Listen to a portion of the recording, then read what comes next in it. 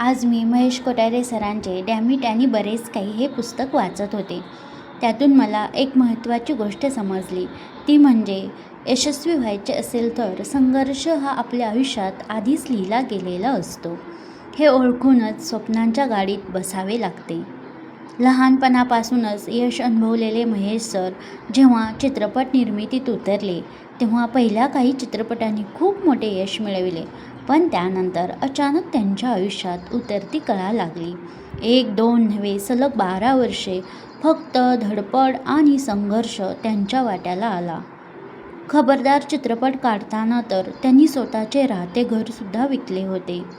प्रत्येक वेळी मनाला सांगणे, उद्या ठीक होईल, हे फार अवघड असते जेव्हा परिस्थिती आपल्या विरुद्ध बंड करत असते.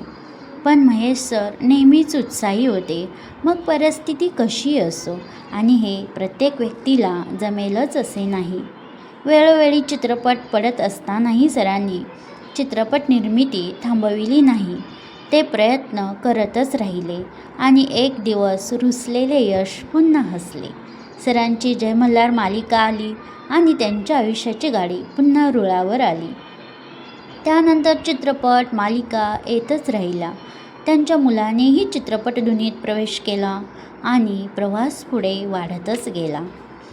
आजही महेश सर म्हणजे खळखळता झरा, बरसणारा धबधबा आहेत. खरोखरच ते ऊर्जास्रोत वाटतात. त्यांना त्यांच्या पत्नीची साथ, आईवडिलांचे संस्कार सोबत होते, त्यामुळे सरांना उंच भरारी घेताना भीती वाटली नाही.